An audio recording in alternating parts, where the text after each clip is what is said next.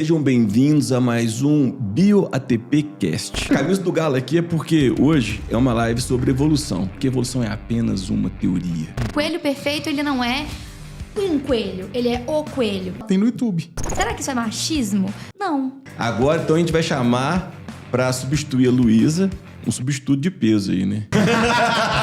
Não tá aparecendo hoje, cara. Que a mulher era a chocadeira da criança. Quem fazia o filho era o homem. Tem no YouTube. Hoje, tudo tá mudando Tudo muda rápido rápido. demais. É. É um livro que tá escrito lá e fala assim, ó, Deus fez assim, pronto. Que nem o criacionismo que tá na Bíblia. Lá, por que o urso polar é branco? Tem no YouTube. Não. Fala, galera! Sejam bem-vindos a mais um BioATPcast. E hoje tá especial, viu? Hoje eu tenho três companhias incríveis aqui.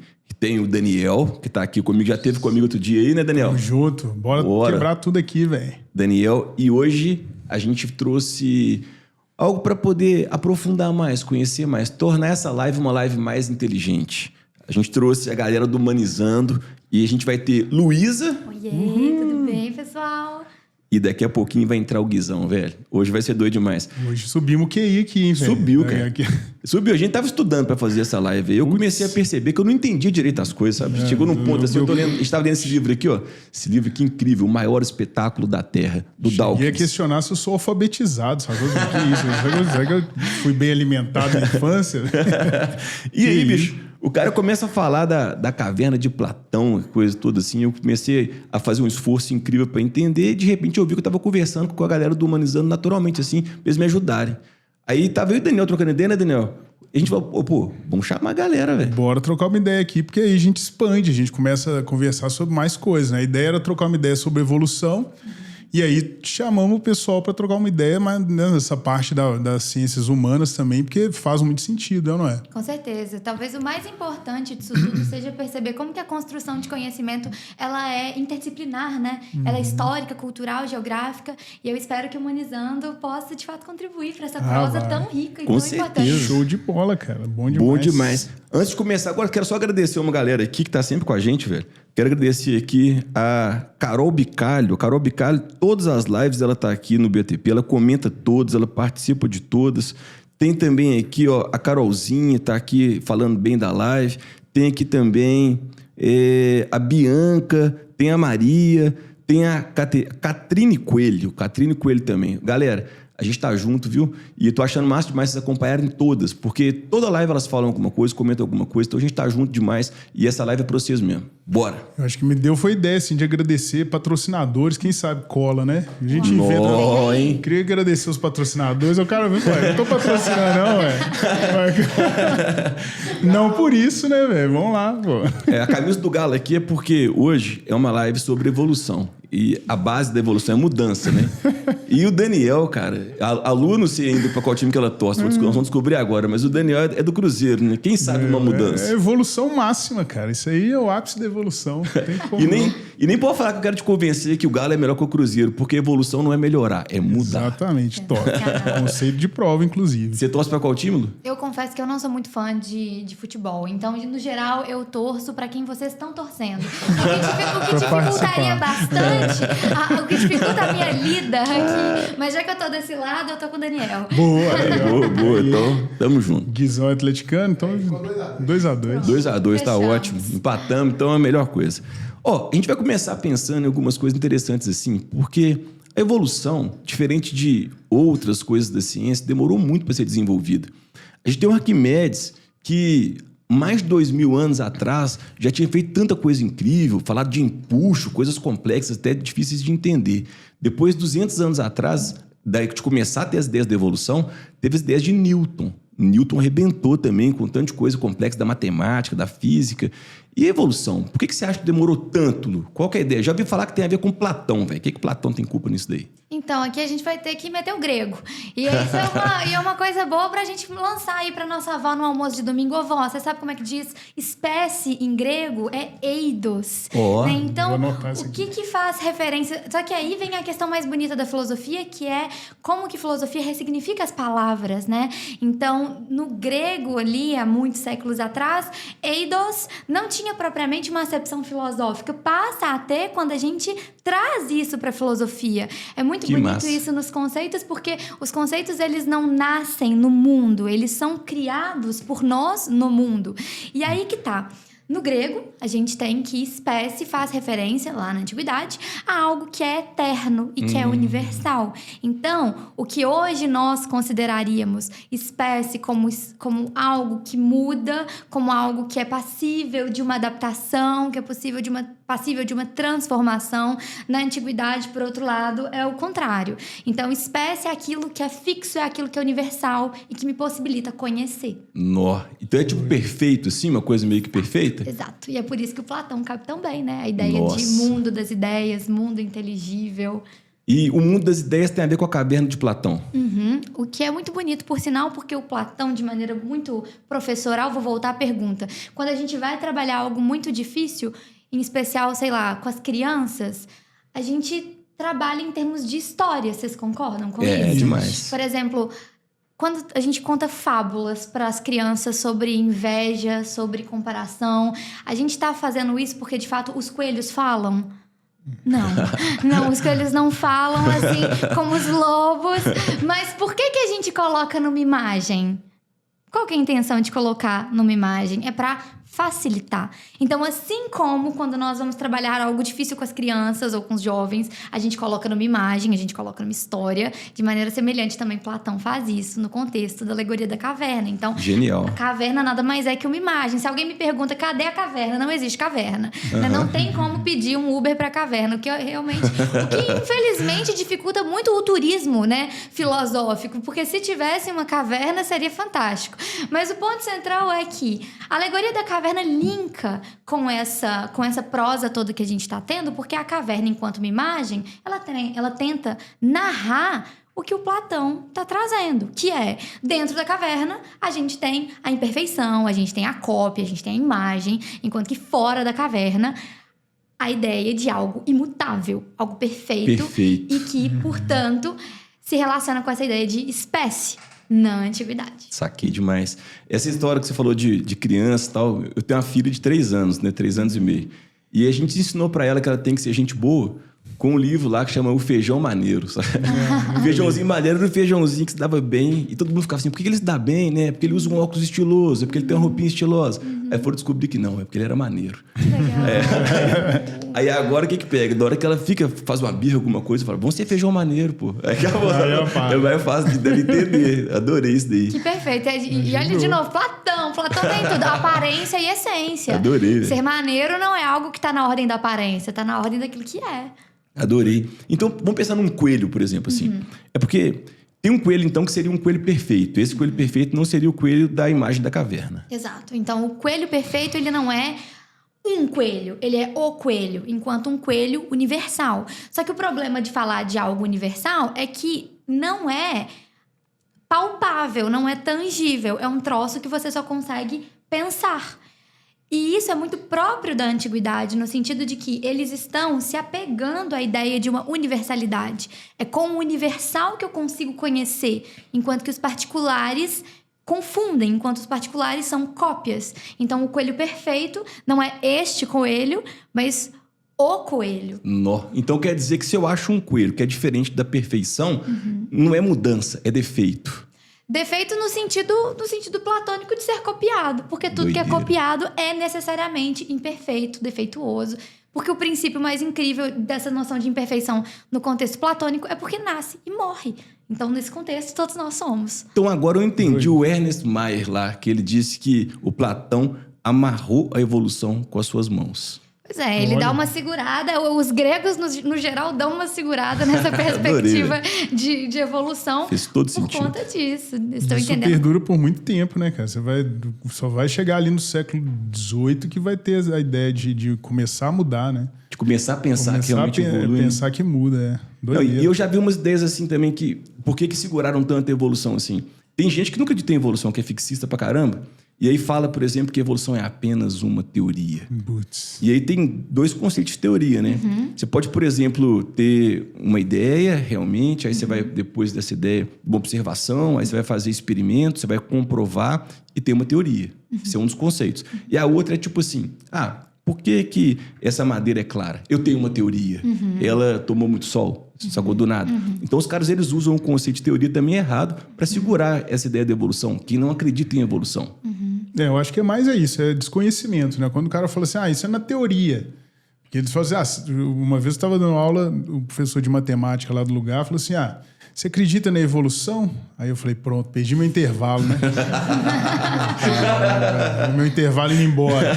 Aí a ideia do cara, você acredita mesmo que um peixe vai virar um sapo? A ideia de evolução do cara, sacou? Não acredito. Não acredito. Um peixe não vai ter um filho, vai ser um sapo de lá de dentro. Né? Não é isso. Mas aí é o conceito de quem desconhece. O cara fala assim, a evolução é uma teoria. É na teoria também que você está falando. Não, cara, teoria é quando você tem a hipótese comprovada. Você já testou, já viu que funciona. Aí você vai me falar assim, mas você já viu a evolução? Já, tem no YouTube. Tem exatamente no YouTube. Tem experimento lá que mostra um meio de cultura com graduações diferentes de antibióticos. É isso que eu tô pensando, que bactéria, né, cara? Você vê, cara. Você vê que, por exemplo, na beiradinha assim, do teste, você tem concentrações mais diluídas, né? Uma concentração menor de antibiótico. Aí, à medida que vai entrando pro meio da placa, vai aumentando a concentração do antibiótico. Não, que doido. E aí as bactérias crescem no finalzinho aqui, que tá mais diluído. Aí chega numa parte mais concentrada, a maioria morre, mas uma continua. E aí vai vendo. Você consegue ver a evolução, tá filmado. Genial. Só que o cara acha que a evolução o peixe vai ter filho, vai virar um anfíbio. Do nada. Do nada, nasceu. Aí não tem jeito. E sabe onde que entra legal essa história da bactéria aí? É porque a evolução é um processo muito lento, assim. A dificuldade seria muito grande por causa disso, de ver a evolução. Só que enquanto um humano tem um ciclo de vida de muitos anos, tem bactéria que nasce, cresce, reproduz e morre em 10 minutos. Exato. E aí você consegue ver muitas gerações, é mais fácil de ver a mudança, né, Daniel? Esquece que é a coisa massa. Consegue filmar, pô. Filmar. Porque a cada geração, em 10 minutos, você consegue filmar, ué. Então, pô, você já lacrou aqui, o Daniel acabou de falar que a evolução existe mesmo e provou, velho. E vai tomando. Vai tomando. Toma que é de graça. E o Aristóteles também, uma coisa que eu acho que ele contribuiu, ele falou de reprodução. Tem uma história dessa, não tem? Reprodução? Sim. Isso é uma outra prosa interessante, porque eu tinha um professor na universidade que gostava de dizer que enquanto Platão pensa como um matemático, Aristóteles pensa como um biólogo. E isso nos ajuda a entender a ideia de uma eternidade da espécie. Porque tanto Platão quanto Aristóteles, os antigos de maneira geral, vão entender a espécie como algo que é eterno. Só que o negócio é que, enquanto Platão está entendendo que as formas ideais participam dos entes sensíveis, então participam das coisas do mundo. No caso de Aristóteles, ele vai justificar isso por meio, aí sim, da reprodução sexual. Ou seja, então o macho e a fêmea, quando geram um outro, o que eles estão fazendo é transmitir a forma, transmitir a espécie. E aí é por isso que, num contexto antigo, a evolução não seria jamais pensada, não nesses termos. E é por isso que é tão bonito a gente pensar o desenvolvimento do conhecimento como algo que não é cristalizado, como um troço que não tá ali, ó. O cara escreveu um livro, pronto, canonizou, nunca mais ninguém pode falar nada. É o contrário, né? O cara escreveu um livro, ótimo, vamos abrir para o debate. Vamos abrir para discussão, para a gente ver o que a gente faz disso. E é especialmente... Confesso, acho especialmente bonito a filosofia estar participando de uma conversa com a biologia, na medida em que Aristóteles foi um dos grandes nomes da pesquisa sobre os animais na antiguidade. Então, a gente tem textos como das partes dos animais, do movimento dos animais, onde ele vai falar, inclusive, da dimensão de proporcionalidade que um animal tem que ter. Então, por exemplo, um ser humano, ele tem que ter um braço que seja coerentemente... que tem um tamanho coerente em relação à sua estatura. Legal. E aí, isso tá, né, em partes dos animais. E o ponto central é que hoje, você entra na biologia, você não vai ler Aristóteles das partes dos animais para entender a anatomia do corpo. No entanto, para entender a anatomia do corpo, a gente precisou do Aristóteles. E ele também era fixista? Então, nesse contexto de que ele não conhece a possibilidade de uma evolução, sim. Mas aí é preciso também a gente ser justo com o autor, porque não conheceu o Darwin. Talvez se ele tivesse conhecido o Darwin, a conversa tenha sido diferente. Ia ser doido demais, né? Ia mudar tudo muito rápido, né? Com certeza. E ele fez uma escala, né? A escala natural, a escala da natureza, de complexidade. De pegar os seres que eram mais simples e os seres mais complexos. Tipo um porífero. A porífero é uma esponja. É muito simples, né? Não tem nenhum órgão, nenhum sistema. Ele percebeu isso, né? Ele percebeu que o humano era muito complexo. Sim. Mas não atribuiu à evolução, né? Não, aqui ele atribui porque tem duas categorias que Aristóteles trabalha, que é a noção de gênero e de espécie. Então, enquanto o gênero é uma categoria ampla, a espécie é o gênero com uma dimensão específica, com uma diferença específica. Então, por exemplo, animal. Qualquer animal. Porífero, barata, ser humano. Animal racional. Aí tá falando só de ser humano. Então, como ele categorizava os animais dependia da diferença específica. Mas que quando a gente compara, por exemplo, com o que hoje a gente entende sobre os animais, é muito reduzido, é muito pouco falar de um ser humano animal racional. Os existencialistas lá no século XIX já estavam colocando o dedo nessa ferida. Só que para falar de uma outra coisa, para falar da liberdade. Mas de forma semelhante, hoje, para biologia, absolutamente pouco. Ser humano, animal racional. Mas é isso, né? Para chegar no que a gente tem hoje, precisou de um cara categorizar gênero e espécie particular. O que a gente geralmente fala de Aristóteles na biologia é o fato dele ter criado um sistema de classificação, esse inicial, só que era um sistema de classificação que não reflete a evolução, porque né, ele não conhecia, não tinha lido Darwin, igual você falou aí. Mas ele é útil, por quê? Porque ele tem a ideia de que é necessário organizar, de classificar. Então, quando a gente fala de taxonomia na aula de biologia, a gente fala do Aristóteles assim, ó, ele criou um sistema de classificação baseado, a gente fala assim, né, no hábitat. Tipo assim, então tá lá no ambiente marinho. Aí tem o tubarão, tem a baleia, tem a foca, tem a água-viva, mas tá todo mundo lá e tá nesse lugar aí. Só que isso é uma classificação para nós na biologia artificial. A gente fala isso, né? Classificação artificial. Quando lá Linneu vai fazer o trabalho, aí sim ele faz de acordo com a semelhança entre os seres vivos, aí fica uma classificação taxonômica melhor. Muito melhor. E só para contextualizar, que ano mais ou menos que eram as ideias do Aristóteles? A gente está lá no contexto da Antiguidade Clássica. Antiguidade Clássica, né? Porque eu achei bem legal a ideia dele para reprodução, né? Porque naquela época ele pensa em reprodução assim, porque tipo em 1694, ou 1694, você imagina, apareceu uma ideia de uns malucos lá, só uma curiosidade disso, que tinha um homúnculo. O que é um homúnculo? Que dentro do espermatozoide tinha um homenzinho pronto, uma mulherzinha pronta. E que a mulher era a chocadeira da criança. Quem fazia o filho era o homem. Olha que loucura, velho. Não, isso é muito doido. Os caras são muito doidos, velho. Aí você pensa assim, nossa, os caras eram muito loucos, né? Mas também sabiam pouca coisa. Tem gente que acredita nisso até hoje. Se você acredita nisso, vem xingar a gente aqui que a gente vai achar legal.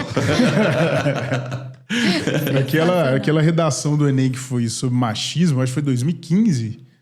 Não teve uma redação dessa? Acho que foi, né? Sobre o papel da mulher, não sei o quê. E aí eu falei disso, desse homúnculo. Loucura. Que é uma visão bem machista, bem machista, velho. Bem machista. Pensa que a mulher é só o ambiente para o desenvolvimento. Não contribui com nada. É um receptáculo, né? Assim. Doideira demais. Você vê também que coisa não bonita no sentido de que é lindo pensar isso, mas é bonito no sentido de que o modo como a gente entende o mundo reflete o contexto em que a gente está circunscrito, né? Então, assim, Aristóteles... E, de modo geral, os gregos, eles são bastante misóginos, assim. Então, na Academia de Platão, não entrava mulher. Pitágoras é um dos poucos autores que recebem mulheres na academia, no contexto da academia pitagórica, assim, da escola pitagórica, melhor dizendo. Mas esse é um ponto que nós... aqui na nossa contemporaneidade também precisamos cuidar, né? Assim, de não apontar dedo pro filósofo. Esse é um cuidado que eu falo, digo assim, mas digo pra mim. Porque lá no livro 1, conto também a nível de curiosidade, no livro 1 da Política, quando Aristóteles está falando da atividade da mulher, é uma atividade completamente reclusa ao contexto da casa. Mulher não tem atividade pública, é uma atividade privada. E aí a gente poderia nos questionar, assim, em certa medida, será que isso é machismo? Não, por conta do contexto histórico que ele está escrevendo. Machismo é um cara lê isso hoje, leu a Política e fala, pronto, todas as mulheres fiquem pra dentro de casa. Nossa Senhora. Massa demais. Fechou a ideia do Aristóteles, então? Sensacional. Boa. Vamos pensar um pouquinho no Linneu? Linneu já é século XVIII, né? Século 1700, XVIII. Os quebrados. E aí começa aí com a ideia de classificação, né, dos seres vivos. Mas... Aí a gente já tá na Idade Média? Como é que é aqui o cronogramazinho que você fez aí, cara? 1700, aí já saiu Estamos na moderna. Inclusive, Idade tem um moderna. cara fera que trouxe umas importantes contribuições para a moderna, né? Não, mas antes de chamar ele, eu quero te agradecer. Eu acho que foi doido demais. E aqui, tá convidada para vir sempre, trocar uma ideia. Eu acho que eu tô aprendendo muito aqui. Os alunos com certeza vão aprender também, né, Daniel? Boa, valeu demais. Valeu demais. Palmas pra você. Valeu, Luísa. Muito obrigada, Foi um gente. prazeraço daí. Um prazeraço. E quero aqui também colocar meu agradecimento, tanto em nome do Humanizando quanto em nome da Luísa também. É uma honra e uma alegria compartilhar a mesa com Aprender, vocês. né, cara? Tô Pô, aprendendo adorei, aqui, cara. pô. Que isso. A dimensão dialética da educação tá sempre presente. Obrigada, gente. Valeu demais. Valeu, Lu. Agora, então, a gente vai chamar pra substituir a Luísa, um substituto de peso aí, né? Guizão. Chega mais, Guizão. Chega aí, Guizão. Galera. Massa demais. Ô, muito obrigado. Adoramos, velho. E aí, Guizão? Seja bem-vindo, meu camarada. E aí, cara? O Guizão que é do Humanizando junto. também. Essa galera do Humanizando, a galera é muito massa aí. tamo Tem o junto. Guizão, tem a Luísa, tem o Léo. A galera tá arrebentando aí, velho. Tá fazendo muita coisa legal pra gente. E é um prazer ter você aqui com a gente também, contextualizando o mundo pra gente poder entender por que era tão difícil de falar de algumas coisas nesses períodos, né, Daniel? Porque hoje parece mais simples, né? Mas imagina como que era a cabeça das pessoas, como é que era o mundo naquele momento. Né, se pensar em uma idade média, assim, que a igreja é muito forte, essas coisas, deve ter sido punk, né, cara? Falar de mudança nesse sentido aí. Como é que você vê essa relação aí da época com o criacionismo, com o evolucionismo?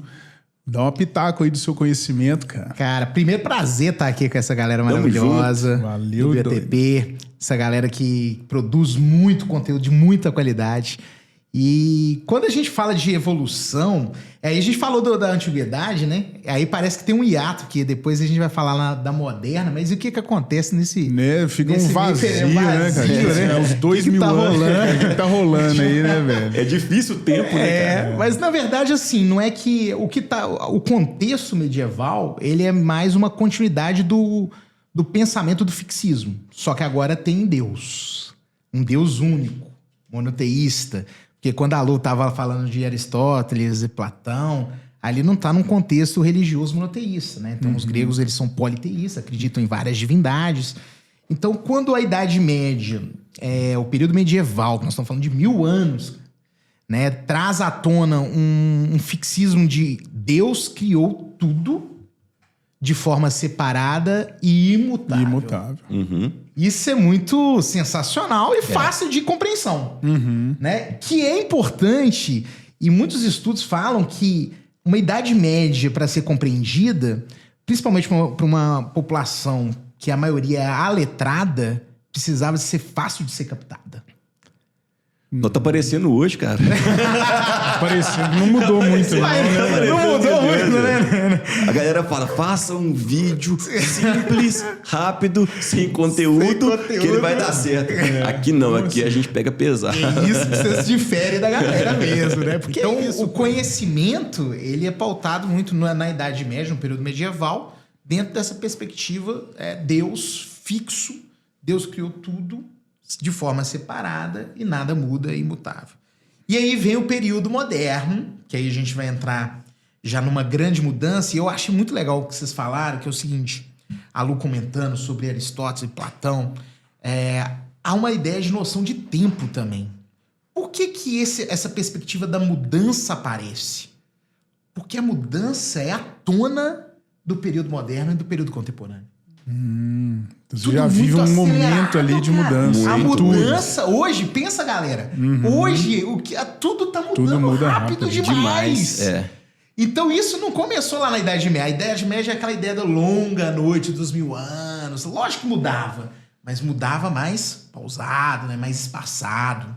Então essa visão da mudança, ela tá contextualizada. Num período de muita aceleração do contexto industrial, do contexto do imperialismo, do contexto da colonização, da exploração de territórios. Então os europeus, eles vinham para a África, para a América, para outros continentes e traziam lá conhecimento absurdo. Eles exploravam plantas, traziam animais, Então há um estudo muito forte desse processo, que eu até diria que foi até antes ali do século XVIII. A expansão marítima é a grande abertura da porta do conhecimento mundial, né? Global, a aldeia global. Eles falam que ali começa a constituição de uma aldeia global, de um conhecimento que é pulverizado e espaçado, no sentido de você pode ir em vários lugares, conhecer vários lugares, conhecer várias espécies. E esse conhecimento... Aí fala aí comigo, como que... Aí é o que eu fico pensando.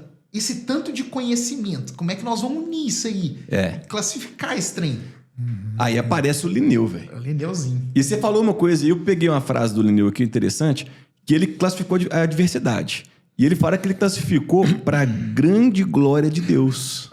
Bem no contexto que você está falando aí, né? Então ele fez isso para a glória. Ele percebeu, né, que tinham espécies mais parecidas, espécies mais diferentes, e foi agrupando, né, Daniel? Mas a ideia, então, era tipo meio que uma homenagem, né? Eu tô registrando o que Deus fez. Registrando o que Deus fez, e tô organizando. Percepção aí eu não sabia, não. Então ele é fixista ainda, né? Então ele mantém esse fixismo. Veja que a ideia da mudança vem depois. Eles estão estudando muito mais, a razão está aparecendo, o conhecimento por meio da razão, mas a parte de Deus, a parte ainda do fixismo ainda continua. Continua forte. Todo processo de transição, né? Você tem características anteriores e características novas que estão vindo. Uma coisa legal aqui é a gente diferenciar, porque isso cai em prova também, né? O fixismo e criacionismo. A galera... legal. Ela às vezes se confunde, porque o cara falar em fixismo não muda, a espécie foi criada assim, imutável. Ponto. Isso é o fixismo. As espécies não se modificam ao longo do tempo. E uma visão que nem é científica, né? O criacionismo é o que está na Bíblia. Então, um dogma, né? É um dogma, é um livro que está escrito lá e fala assim, ó, Deus fez assim, pronto. Então, tomar cuidado com essa questão de fixismo e criacionismo. São coisas diferentes. E é até legal para você entender que você não precisa vincular uma coisa à outra. Existem pessoas que podem ser criacionistas, mas que não vão ser fixistas. Sabe? O cara é criacionista e acredita em evolução. Criacionismo, tipo assim, só fala da origem. E a partir dali elas se modificaram ao longo do tempo. Porque a origem é uma das coisas mais complexas que tem. Porque tem para mim, quem definiu melhor sobre a origem, como tudo começou assim, de quem eu já li, foi a Clarice Lispector. Ela escreveu um livro que chama A Hora da Estrela. E que ela fala uma coisa muito massa, assim, que ela fala que antes de um átomo juntar com o outro para fazer uma molécula, já existiu o sim e o não. E foi o sim que juntou eles. E que toda pré-história tem uma pré-história. Então que talvez nada nunca tenha começado. Nossa, foda demais, né? Esse texto eu acho doido demais. Clarice Lispector. Eu acho doido demais. Sensacional. E o Linneu, ele organizou assim, todo mundo já viu Reino, Filo, Classe, sabe? Isso daí é útil até hoje. A gente usa isso, né, Daniel? A gente usa até hoje, cara. Ele parte de uma lista de categorias que depois ficaram pequenas, né? Criou-se várias e várias subcategorias, mas a questão das regras de nomenclatura, tudo isso é Linneu, cara. Eu costumo falar que ele, tipo assim, um cara tá no mesmo patamar de Darwin para evolução, Mendel para genética, tem o Linneu para taxonomia, porque as regras dele, o cara trabalhou lá no século XVIII e descreveu, sei lá, canes familiares. Isso. E aí tem regras de nomenclatura do nome do autor. Várias espécies que a gente trabalha foram descritas por ele. E o cara é tão foda que, tipo assim, não vem o nome dele do lado, vem só um L. Então, tipo, canes familiares L. Eu ouvi falar uma vez que, tipo assim, se você for ver o tanto de espécies que tá que ele descreveu, mas parece que ele tinha muitos estagiários também, né? Que a galera ajudava, que tinha como não, velho. Cara, tudo é Linneu. E a história, sabe, binominal, igual canes familiares. Canes se chama gênero. Familiares chama epíteto específico. Eu adoro quando o epíteto específico faz sentido. Porque às vezes a galera põe uns nome nada a ver. Nada a ver, é difícil de gravar, cara. Põe homenagem, né? Homenagem. Mas quando sei lá, Cândida albicans. A Cândida branca. Pô, legal, né? Porque é branco mesmo, sabe? Branco, vai ficar branco mesmo.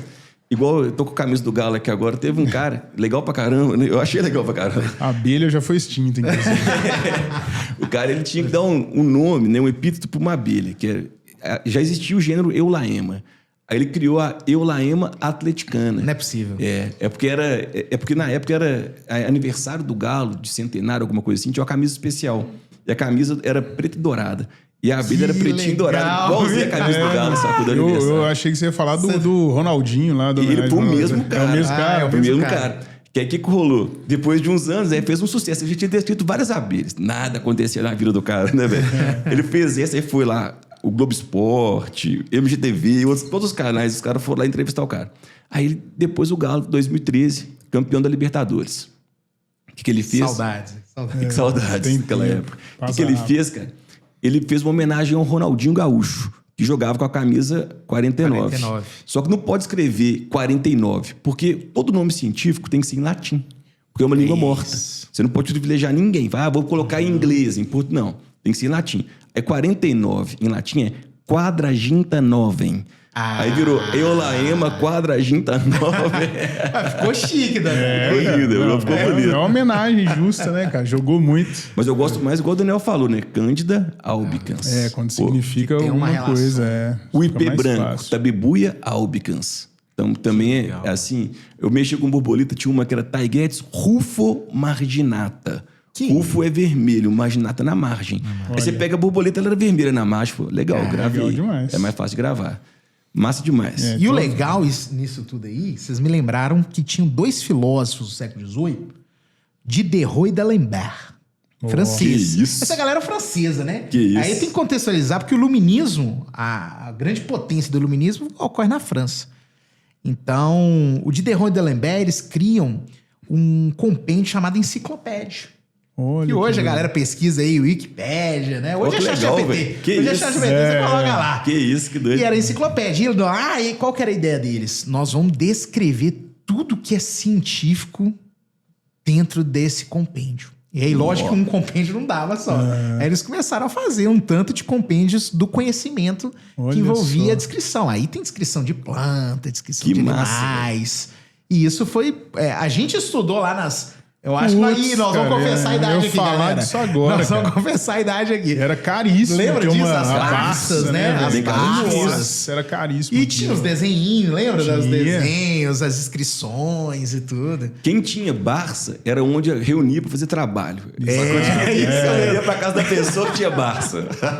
Esses meninos vão entender nada que nós estamos conversando aqui agora. O que tá acontecendo, Não tinha Google, não, velho. Não tinha nem computador, cara. Que loucura, bicho. Que outras épocas. Você vê a mudança, como é que é o negócio, né? A gente fazia trabalho em papel maço. Nossa, ou papel branco é ofício? É ofício branquinho? É ofício. Ou era ofício ou era almaço? O almaço era pautado. Eu abria, fazia um caderninho, né? Nossa. É isso. Mas é isso. Então o Linneu era fixista ainda, né? Pensando aí na linha de raciocínio. E aí quando chega mais pro final do século XVIII, XIX... é que começa a ideia de revolucionismo mesmo, né? Eu acho que teve um cara nesse intervalo aí que passou um certo aperto, velho. Que foi o Cuvier. Uhum. Eu acho que ele passou um aperto. Porque o que tava pegando com o cara? O cara viu que tinha mudança, né, velho? Ele viu que tinha mudança. Ele começou a estudar terrenos sedimentares. Um terreno sedimentar, ele tem aquelas camadas, ele é estratificado. E ele percebia que quanto mais distante estava um estrato do outro, mais diferentes eram os fósseis que ele encontrava. Olha só. Então, peraí, então tá tendo mudança, né? Só que aí ele, na realidade, ele encarou de uma outra forma. Já tinha uma galera que pensava numa coisa que chamava catastrofismo. Então ele pensava assim, ó, morava uma galera nessa área. Aí teve uma grande catástrofe e morreram. Terremoto, por exemplo. Um terremoto, por exemplo. Aí morreu a galera toda, aí ficou sem vida. Aí depois chegaram outras espécies e recolonizaram aquela área. Então não é que as espécies estavam mudando, mudaram naquele local. Mas acho que ele passou um aperto para explicar isso. Ele nasceu em 1769 e morreu em 1832. Então acho que ele estava num período meio tenso ali, não estava? Ali é o contexto também do iluminismo. Uhum. Já está pós-revolução, porque eu acho que assim, ele nasceu já na segunda metade do século XVIII, né? Uhum. Então ele já pega mais a parte adulta dele, ele está ali mais pós-revolução francesa. Que é o ímpeto maior ainda da busca pelo conhecimento por meio da razão.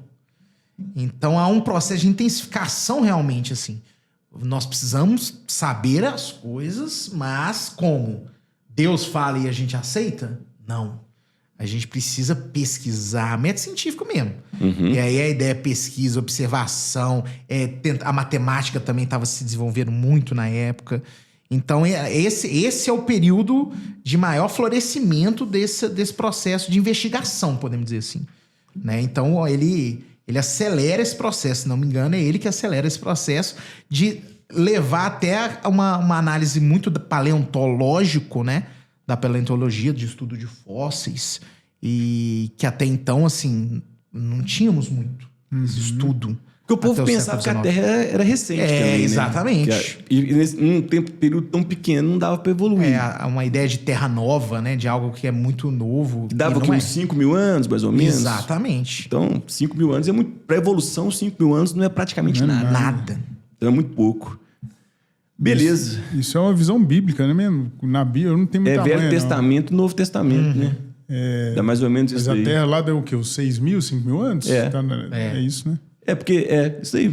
Aí, assim, evolução em 5 mil anos é difícil, a não ser que, igual o Daniel colocou, a gente de forma moderna, a gente viu as bactérias nascem, crescem, reproduzem e morrem em 10 minutos. Mas você não vai ver a evolução de um coelho. Perfeito. Assim, facilmente, sacou? Ainda mais não tinha muito registro, né? Aí era mais difícil ainda, né? Era mais complexo. Tem que respeitar o tempo, né? Vamos chegar em quem agora, Daniel? Então, ó, a gente pensou aí no pré-Darwin, assim, também tem importância pra gente na hora da prova, né? Claro. O Lamarck aí é um dos primeiros a pensar nessa questão de evolução, né, de modificação das espécies. Isso é até bom a gente trocar essa ideia, porque para a prova a gente tem que ter a concepção de evolução como modificação, mudança. E às vezes a gente, no nosso dia a dia, a gente usa a evolução como melhoria. Não é aperfeiçoamento, mas isso não é uma visão da biologia. E quem começa aí, um dos que tem mais importância nesse início é o Lamarck. Só que o Lamarck, ele aceita ali a ideia da modificação, mas ainda tem umas ideias meio... né, que a gente não batem hoje tanto, assim. Deu uma sorte aí com a epigenética, né? Agora tem uma galera já defendendo o Lamarck também, né? Tirou no escuro. Eu lembro do pescoço da girafa, né? Do Lamarck. Acredita que o Lamarck nunca falou do pescoço da girafa? Ele não falou, olha só pra você ver. A gente sempre lembra do exemplo do pescoço da girafa. É tão legal esse exemplo que todo professor usa esse exemplo. Então, acabou que virou uma coisa associada a ele. Mas ele mesmo não disse Nunca nada. disse sobre o pescoço da Se eu girafa. te falar por que a girafa tem um pescoço grande, você não vai acreditar. Agora eu quero saber. Porque a galera pensa assim, a girafa tem um pescoço grande para comer as folhas mais suculentas. Que tá lá em cima. Ela tem um pescoço grande para transar. Não é possível. Aí você fala, essa aula acabou com a infância aí da galera. Aí você fala, como assim para transar? É porque você tem 2 girafas brigando por uma fêmea. Uma girafa tem um pescocinho, outra tem um pescoção. Elas brigam com o pescoço. O pescoço, pum, bate no pescocinho e aí pronto. Isso trouxe problemas pra girafa, né, velho? Tem um nervo que tem que sair do cérebro e até o diafragma. Que fica lá, o meu diafragma tá aqui, sacou? E aqui, imagina o tamanho do meu nervo. Imagina o tamanho do nervo da girafa, velho. Tá doido. É um problema, sacou? Mas ela, pra transar, ela faz qualquer negócio, né? Eu já tava mostrando essas brigas da girafa lá pra Lisa. Porque a gente tava na discussão, a girafa tinha chifre ou não, né? E tem, né? Tem um chifrinho lá. E eu fui mostrar pra ela as girafas saindo no couro lá. Isso, as pescoçadas, umas cabeçadas malucas. Mas enfim, o Lamarck, ele assume essa ideia de transformação, mas pensando aí um pouco na prova, é isso que a gente tem que lembrar das coisas que ele falava, né? Lei do uso e desuso. Se uma estrutura é muito utilizada, ela tende a desenvolver. Se ela é pouco utilizada, tende a atrofiar. E a transmissão dos caracteres adquiridos. Então, Lamarck falava que se uma característica era adquirida ao longo da vida, seria transmitida para a próxima geração. Então, a evolução, na visão dele, era uma evolução induzida pelo meio. O ambiente está fazendo você ficar melhor. Então, ele tinha a ideia de que todo mundo vai melhorar, porque o meio está dizendo para melhorar. Então, pensando, sei lá, por que o urso polar é branco? Aí, porque a neve é branca, então ficar branco é melhor. Ficando branco. Exato. E o cara é genial, porque tem gente que critica muito o Lamarck, fala, Lamarck errou, é burro. A gente já viu gente falando isso. O Lamarck é incrível. Porque no contexto que a gente está discutindo aqui agora, um cara que falou de evolução imagina e o mecanismo que tomou, né? Ele inventou um mecanismo para explicar e que faz muito sentido. A Polly, que tem uma frase que eu adoro, ela fala assim, o Lamarck é muito sedutor. E é mesmo, velho. É mesmo. Isso daí, cara, né? Você explica para qualquer pessoa alguma coisa usando lamarquismo, funciona, sacou? Fala, a girafa tem um pescoço grande porque ela usou muito pescoço. O pescoço ficou grande por causa do uso e aí os filhotes dela nasceram com o pescoço um pouco maior, depois um pouco maior, um caractere adquirido sendo transmitido ao longo das gerações. Faz todo sentido. Dentro de uma caverna tem um peixe que é cego. Por quê? E não tem olho esse peixe. Ele não usou o olho. Então, o desuso do olho foi atrofiando o olho. E o olho foi ficando atrofiado e essa característica foi sendo transmitida gradualmente para próximas gerações e chegou num ponto que o peixe não tem olho. Aí você mergulha numa caverna, cadê o olho do peixe? Não tem. Faz muito sentido. Cara, que doido. É genial. Demais. Genial. Sensacional. Então, o Lamarck, assim, né? O povo critica muito, mas ele tem essa importância dele. Porque Ele é o primeiro que concebe a ideia da mudança? Eu não sei se é exatamente o primeiro. Parece que tem alguns que são antes ali, mas o que chamou atenção, que foi importante, ficou foi famoso. ele, sabe? E aí bate aí com essa questão da mudança que você fala aí na época, né, histórica, assim, o povo tá vivendo uma efervescência ali na Revolução Francesa. O contexto é propício, né? É 1798? O Lamarck já é século XIX, né? Não, a Revolução Francesa é 1789. 89. 1889, até Ele publicou 99. em 1809. Olha pra você ver. 1809. Finalzinho ali do... É efervescência total dessa ideia da ciência, da busca pelo conhecimento por meio da razão. Então, assim, sem dúvida nenhuma. Agora, só uma curiosidade que eu me lembrei aqui, vocês falando do Lamarck, como que ele enxergava, né, esse processo de mudança. Os gregos, já que a gente fala dos gregos aqui, só uma curiosidade dos gregos, em Esparta, eles acreditavam que as mulheres, elas tinham que, só contextualizando, na Grécia as mulheres, como a Lu falou, o ambiente das mulheres era o oikos, né, era o espaço doméstico. casa. Só que em Esparta, em específico, eles permitiam as mulheres a transitarem ao ar livre, principalmente porque elas precisavam treinar com os homens. Mas treinar com os homens? Como assim? É porque o treinamento físico delas deixava elas com um corpo muito saudável. E elas acreditavam que uma mulher com um corpo muito saudável geraria filhos saudáveis e fortes. Porque Esparta era muito guerreira, né? Que viagem. História doideira. Legal. Que viagem. Então, velho. tanto que eles, quando nascia qualquer criança com qualquer tipo de alteração, deformação, eles jogavam do precipício. Infanticídio total. Nó. Era doideira esse trem. Que Doideira. viagem, cara. E uma curiosidade do Lamarck aqui, que ele não chama Lamarck. Ué, O nome dele é Jean-Baptiste. Jean-Baptiste. E Lamarck é porque ele era o cavaleiro de Lamarck. Cavaleiro de Aí fala, lá vem o cavaleiro de Lamarck. Aí ficou famoso como Lamarck, sabe? Que legal. É tipo você ficar muito famoso no futuro, você vai, o Guizão, sabe? Como é que chama? É direito. Qual é o nome dele? Como que é o seu nome, Guizão? É Guilherme. Aí, tá, Mas tem muita gente que fala, que Guizão de onde? Só chama de Guizão, velho. Aqui, né, velho? Doido demais. Muito bom. Bom, aí sai do lamarquismo e entra no Darwin já, né? Com a origem das espécies. Aí é o homem, ali, né? Aí é o cara. Pau O cara quebrou. da evolução mesmo. Porque ele tem uma mudança de premissa. Enquanto o Lamarck era o meio induzindo a mudança, ele entende que o meio não tinha capacidade de fazer isso. Ele atuaria como um seletor. E às vezes a pessoa lembra do Darwin só com a seleção natural. Tem outra coisa muito importante que é a ancestralidade comum. Isso é legal. Isso a primeira ideia de árvore filogenética é com ele. A galera tatua isso daí. Eu vou tatuar, eu acho. Ele colocou, eu penso. Exatamente. Desenhou uma provável árvore filogenética assim e falou assim, escreveu, eu penso. E sabia que tem todos os manuscritos dele na internet? Sabia isso? É mesmo? Não sabia disso não, hein? Tudo tem o museu lá de Londres carregou tudo, tá tudo digitalizado, velho. Você consegue acessar o notebook dele, você vê a memória, essa legal, imagem. velho. Eu quero ver, cara. Vou ver esse negócio. Doideira. É a memória. É, do caralho. E o cara era diferenciado desde pequeno, só. Ele pequeno, ele ficava observando pombo, assim, e sacava as diferenças de um pro outro, via comportamento. Aí um dia ele comentou, assim, que ele não entendia como é que as pessoas conseguiam andar na rua sem reparar os pombos. A cabeça do cara era diferente, velho. Só que, adivinha qual que era o curso que a família dele queria que ele fizesse? Queria que ele formasse pra quê? Ele era de uma família rica. O avô dele cunhava moeda. Erasmus Economia? Darwin. Nada, queria que fosse médico. Médico? E ele foi fazer medicina, cara. Entrou na faculdade de medicina, tudo mais. Tá lá. Fez o ciclo básico. Primeira aula dele de cirurgia prática. Não. Tinha um cara todo aberto na frente dele. E na época não tinha anestesia igual é hoje. Os caras usavam gás hilariante como anestesia, velho. Aí o cara acordou, todo aberto, começou a gritar, desesperado, gritando, tal. O Darwin viu aquilo, falou, nunca mais quero saber disso, velho. E ficou em desespero, falou, eu juro que nunca mais ia ter esse prédio. E trocou de prédio. Aí ele foi fazer história natural. O naturalista é o biólogo e geógrafo ao mesmo tempo. Eu queria ser naturalista. Naturalista é doido. Eu sou demais. naturalista, muito mais legal, cara. Aí foi ser naturalista, bicho. Que é legal demais, né? E viajou pelo mundo, né? As observações dele. Ele fez muita observação de seleção artificial também, moldou muito. Total. A ideia dele de ver como é que o ser humano conseguia fazer aquilo com o cachorro.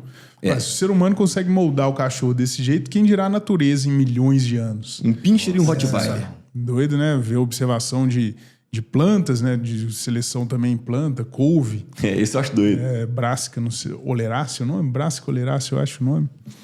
Mas O ancestral da couve, do brócolis, né? É a mesma couve coisa. de Bruxelas. Aí o humano foi selecionando, eu gosto de brócolis, mas não gosto de couve. Veio tudo do mesmo lugar.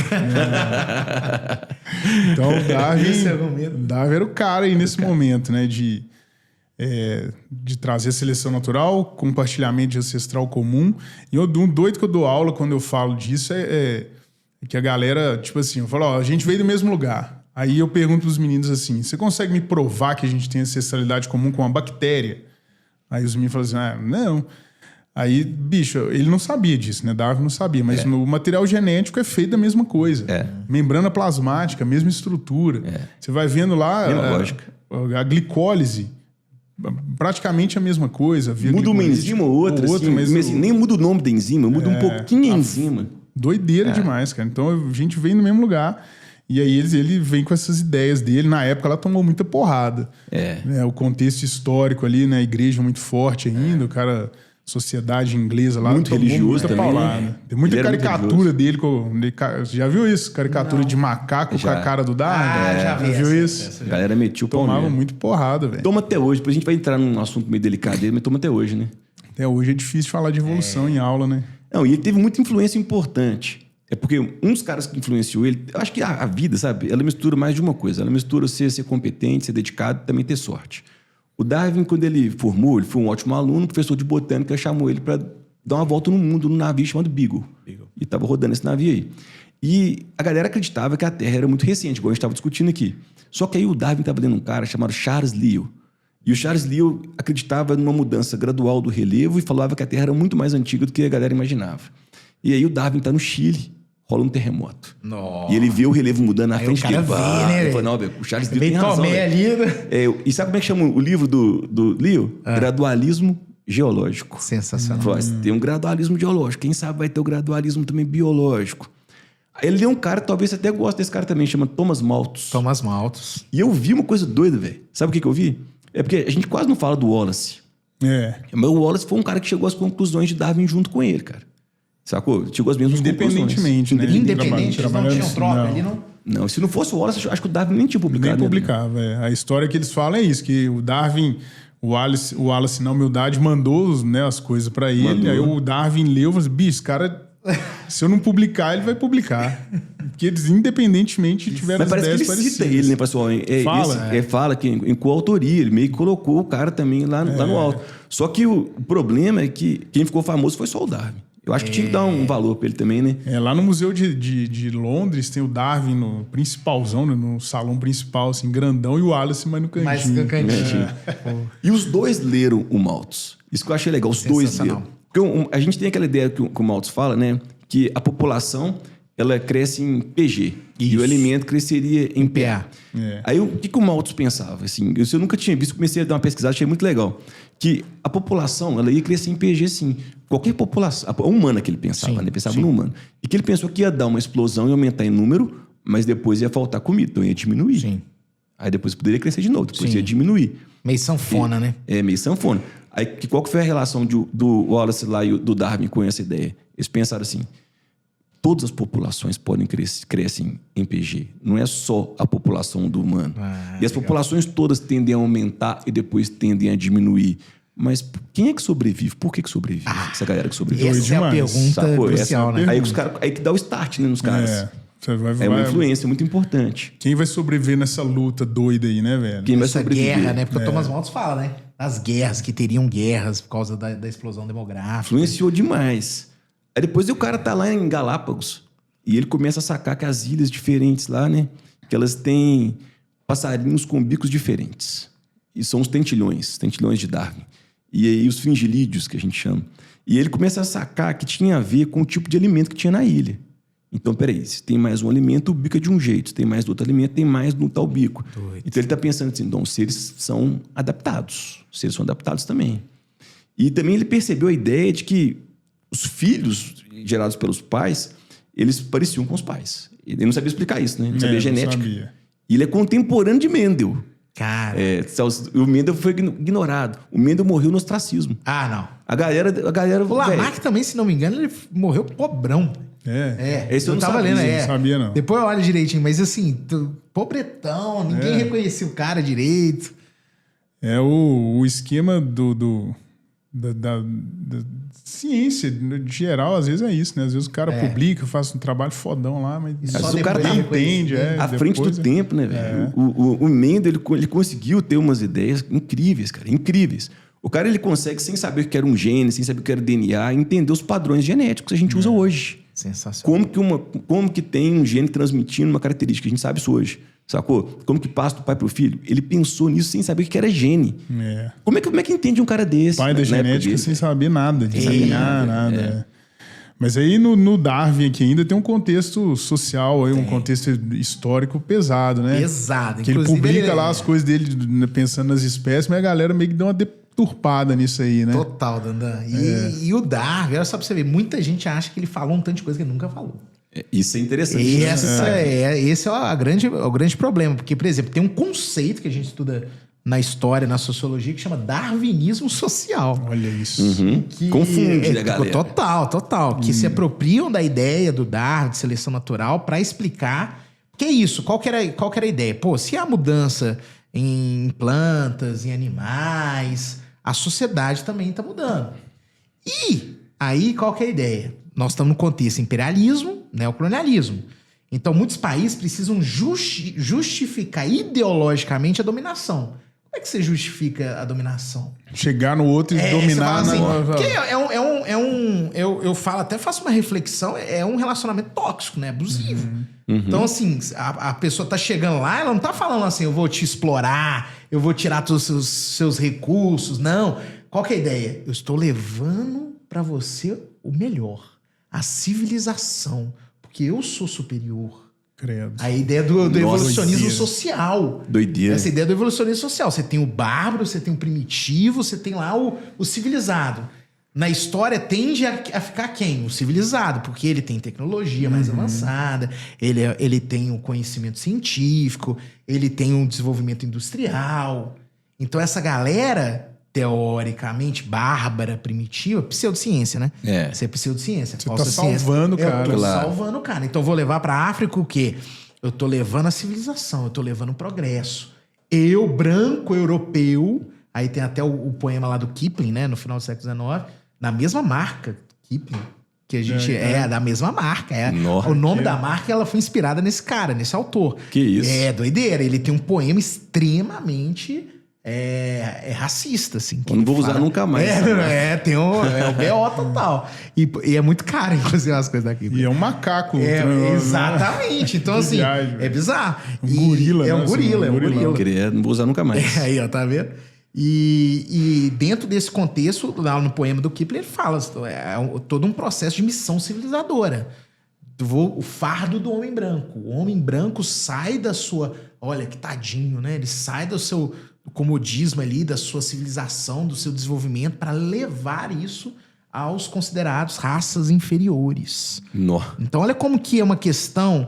E aí, sempre pontuando, né? A ciência, como tudo, ela tá num contexto histórico. Então, há uma apropriação da ciência num contexto de dominação.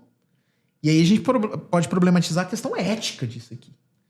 Né? Porque você está apropriando teorias científicas muito válidas do Darwin, mas fazendo uma pseudociência para justificar ideologicamente uma dominação. territorial, e essa humana. Não te perguntei isso antes, não, mas me veio a ideia aqui. Porque, por exemplo, você pega os Estados Unidos hoje, para justificar as guerras que eles participam lá, eles têm que convencer a sociedade, tem que dar uma justificativa. Tem. E muitas vezes, sei lá, tem ogiva nuclear lá, nós vamos pegar e vamos salvar. E vai lá e justifica. Então, essa coisa aí é nesse contexto de justificar para a sociedade deles lá por que eles estão indo gastar dinheiro lá fora. Tipo Perfeito. assim. A ideia é de você justificar todo esse empreendimento, todo esse processo, esse esforço. Os Estados Unidos tem um agravante que eles tinham uma doutrina chamada Destino Manifesto. Que os Estados Unidos foi um país colonizado, né? As colônias, 13 colônias, foi colonizado muito pelos protestantes, né? Os puritanos, calvinistas. Então, eles achavam ainda que eles foram escolhidos por Deus para ir para aquele lugar. Nossa. Complexo. Então, olha aí, mistura ainda Deus no meio ainda. Sabe como é que a gente chama isso hoje em dia? Copy. A copy. O cara mandou a copy. Eu faço isso porque é legal. Assim, que a copy. Roda, filho. Você roda. Você chega numa loja, você fala assim, quanto custa essa blusa aqui? O cara, essa blusa aqui custa R$100. E a outra do lado. Aí esse é algodão Pima, 500. Aí, ó. Ah, mas o algodão Pima é o melhor do mundo. É copy. Para com isso. E tadinho do Darwin, né? Que não falou isso, falou mas nada disso. Foi apropriada a ideia dele. Ele não foi racista, né? Não, o Darwin não tem nenhum relato, assim. É lógico, a gente não pode esquecer que ele está dentro de um contexto. Usava alguns termos estranhos, às vezes, da época. Exatamente. Porque igual a Lu falou, né? Você não pode tirar o cara do contexto dele. Você não pode tirar o cara do contexto dele. Mas, assim, não tem nada abertamente, assim, claramente. Você até me contou uma história, Tem uma história, né? Muito doida. Acontece porque aí. o Darwin, ele veio pro Brasil. Foi em 1832 que ele veio pro Brasil. E aí, só me lembro de uma coisa. No mundo, a escravidão, ela já tinha... A maior parte, a escravidão do negro, ela já tinha acabado na maior parte do mundo. Uma parte, sim. Mas no Brasil tava rolando feio, né? Inglaterra tinha acabado. Inglaterra já tinha acabado. E o Darwin em inglês. E aí o Darwin chega no Brasil, aí ele fica indignado com duas coisas. Uma coisa boba e uma coisa séria. A coisa boba é porque ele chegou aqui, tava rolando um carnaval. Aí os caras estavam lá brincando de tacar bola de cera cheia de água, imagino que é balão cheio de água um no outro. Aí ele passando lá, os caras falam, Darwin, taca o balão nele. Ele ficou indignado. É o nosso spray de espuma, aquele spray de espuma, velho. Ficou indignado. Falou assim, o brasileiro é mal educado, tem uma festa chamada carnaval. Jogaram na minha cabeça bolas de cera de água, mesmo que eu não quisesse participar da brincadeira. É um dos motivos. Mas o sério mesmo, cara, é um dia ele contratou, porque ele pagou um cara que era escravo para trabalhar com ele. E aí os dois estavam rodando pela Mata Atlântica de barco. E eu até peguei aqui o trecho que ele escreveu para não fugir da ideia, sacou? Cita aí. Ele fala que tava ele, o cara era muito grande, muito forte. E o Darwin era zero forte. Era intelectual, né? Tava ali zero força física. Aí ele escreveu assim, ó. Um homem forte, assustado, baixou os braços ao pensar que eu ia lhe bater no rosto. Jamais esquecerei meu sentimento de surpresa, repugnância e vergonha por ver alguém tão preparado para se defender de algo que nem fazia parte da minha intenção. Esse homem tinha sido treinado para suportar um nível de degradação maior que a escravidão de qualquer animal indefeso. E jurou que nunca mais entraria em um país que tivesse a escravidão no preto. E nunca mais entrou. E o avô do Darwin, ele lutava contra a escravidão. O Erasmus Darwin. Tem uma moeda que ele mandou cunhar, e essa moeda tem um cara agachado, escrito assim, ó, um negro, escrito: eu também não sou um homem e um irmão? Nossa. Sacou? Então a galera já estava nessa luta. Era um abolicionista. E eu acho que essa ideia de meio maluco que eles pensam do Darwin, o Darwin era racista, era não sei o quê, tem mais a ver com essa lógica do darwinismo social, que algumas pessoas não sabem que não tem a ver com Darwin, só o nome que foi atribuído. Né? Com certeza, com certeza. Pegaram a ideia e usaram do jeito que queria, né? Desenvolveram eugenia e outra coisa. Eugenia, nossa, tem muita coisa pesada disso. Muita coisa pesada. E o século XX a gente sabe como é que foi, né? Nu. É guerra, é isolar geograficamente um grupo, é exterminar esse grupo dentro da lógica de raça superior, raça inferior. É muito forte. Pseudociência total. Muito forte. Vamos resumir a ideia do Darwin? Então, resumindo Darwin, né? Seleção natural. Boa. Aí eu costumo falar da seleção natural com 4 premissas. Variação, são indivíduos diferentes dentro da população. Boa. Se essa variação for benéfica, se ele tiver uma coisa benéfica, vai rolar competição, a ideia do Malthus. E dentro dessa competição, uns deixam mais filhotes que outros. Massa. Tem uma adaptação. Então, a única coisa que ele não explicava era... Ele falava isso tudo, né? Todo mundo aqui é diferente. Se você tiver uma característica melhor, você tende a ganhar a competição, deixar mais filhotes. Só que uma coisa que ele não sabia explicar era a genética. Então perguntava, então por que eles são diferentes? Ferrou. Aí ele agarrava. Aí ele... Deus que quis. Aí é Deus. Aí também você quer saber demais. Não, tá doido. Aí é Deus. É diferente porque Deus quis. Então tem a ideia da seleção e da ancestralidade comum. Fechou? Massa demais. Aí fechou a ideia de Darwin, Então aí o próximo passo é explicar o que ele não explicava. Só que aí já é século XX. Século XX. Que é a ideia do Darwin, mais a genética. Então, nesse caso, a genética vai entrar para quê? A genética vai explicar a origem da variação individual intraespecífica. Por que eu e você somos diferentes? De onde vem a diferença? Por que um mesmo pai com a mesma mãe, quando vão ter filhos, os filhos não são iguais? Então, a gente tem que entender essa parada, tem que entrar a genética. Aí vem uma primeira lógica, que é a mutação, as mutações. E ele não sabia que era mutação. Mutação é uma alteração ao acaso no material genético. E essa alteração ao acaso tem a capacidade de originar novos genes. Então, o que origina novos genes é a mutação. E tem uma coisa que chama recombinação gênica. Recombinação gênica que recombina os genes. E tem uma definição boa de recombinação gênica que eu acho difícil de definir, né, Daniel? Mas defina a recombinação gênica. É um negócio difícil demais, cara. Que então, é muito variado. Cada um tem um processo, né? Cada um tem um processo. Jeito. Porque dentro de recombinação gênica tem crossing over, segregação independente, transformação, transdução, conjugação. Tudo é recombinação gênica. Aí eu vi no Campbell uma definição legal, que fala que recombinação gênica é mistura de material genético de diferentes fontes. Se você pegar esse conceito, você aplica em todos os funções. Abrange tudo. Eu acho legal demais. Legal. E aí isso gera as diversidades.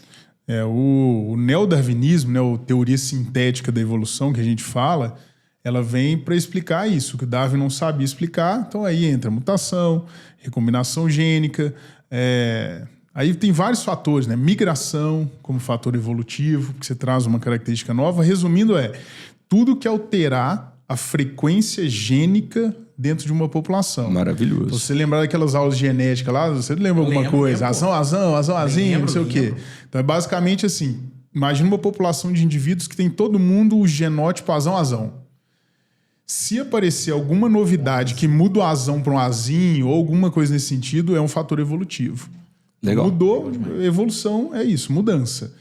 E só que isso é depois que eles já morreram, né? Então qualquer prova, qualquer texto que falar que Darwin ou Lamarck explicavam a genética está sumariamente errado. Porque é uma questão cronológica. Genética é década de 50, 1950. Isso é uma dica boa para na questão de prova, né? Falou. Tem uma questão famosa do Enem 2010. Eu lembro. Lembra dessa? Que ele falava assim, de acordo com a teoria lamarquista, Lamarquista.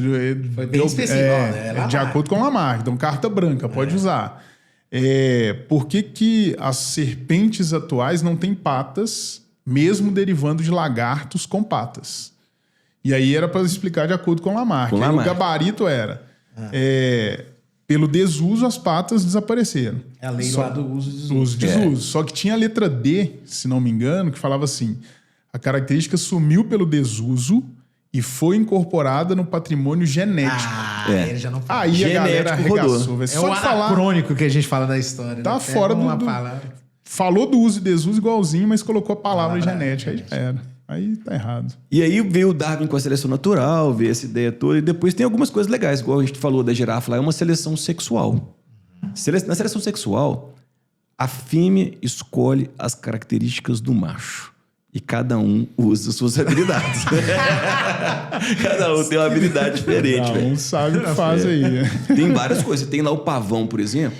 O pavão tem uma cauda gigantesca e tem um tanto de olhinhos desenhados, ocelos desenhados assim.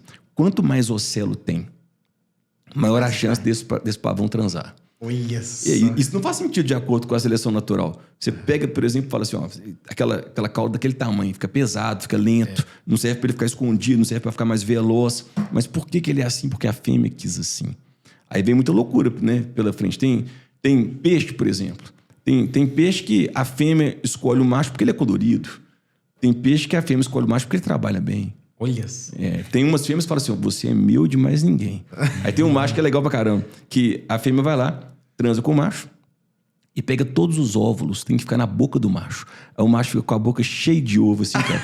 E não transa com mais ninguém, essa coisa que dá andando com aquela boca cheia de ovo aí, isso é atrativo, né? Aí teve uma outra fêmeazinha, peixinho feio, ele é feio, cara. E esse peixe, a fêmea falou assim, esse macho aqui é só meu, vai cuidar do ninho o tempo inteiro. Ela manda nele, né? Ele fica lá cuidando do ninho, cuidando do ninho, cuidando do ninho. Aí tem umas fêmeas que passam assim perto e falam, nossa, esse cara é cuidadoso, né? Vou dar uma transadinha com ele também. Né, velho?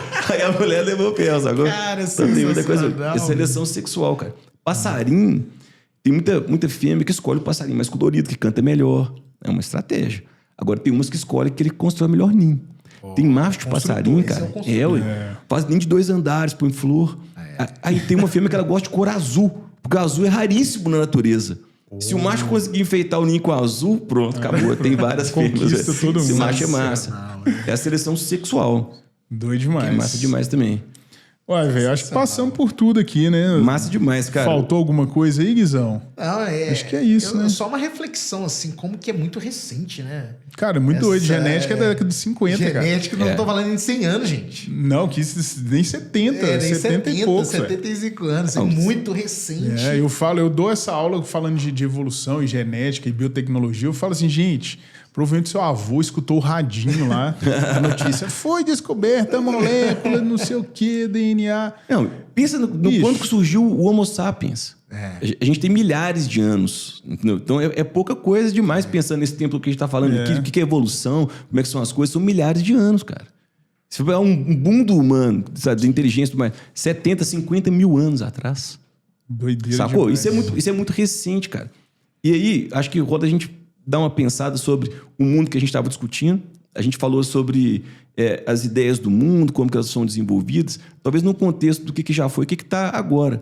Porque o humano, ele ficou tão inteligente, igual ele é inteligente hoje, por alguns motivos.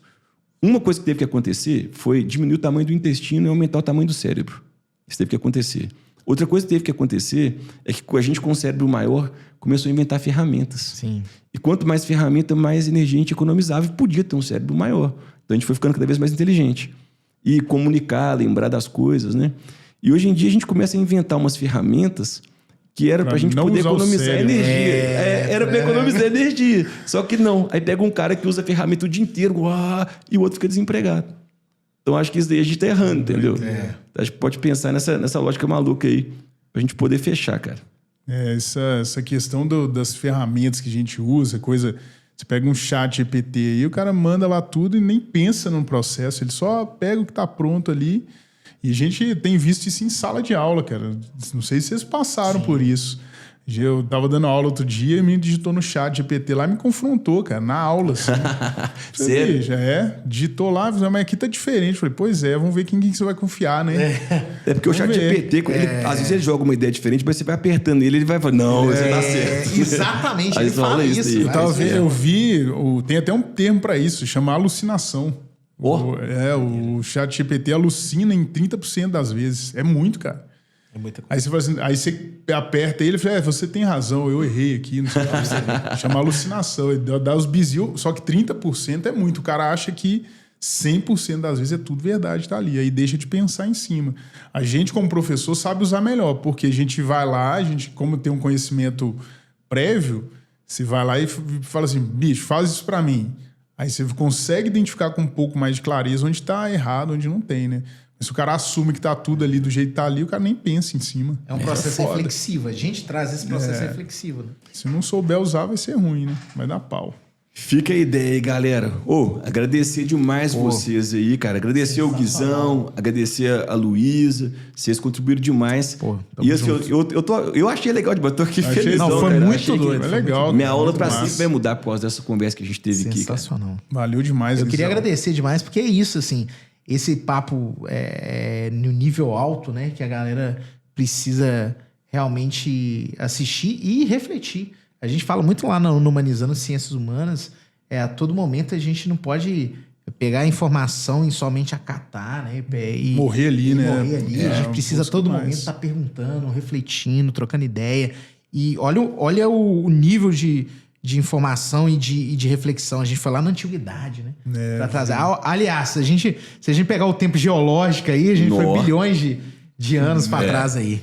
Massa Mas valeu demais, Muito viu? bom. Valeu o convite. Valeu Tamo junto demais. demais. Tamo junto, valeu, da gente. hora. Valeu, tamo junto, gente. Valeu. Valeu, James.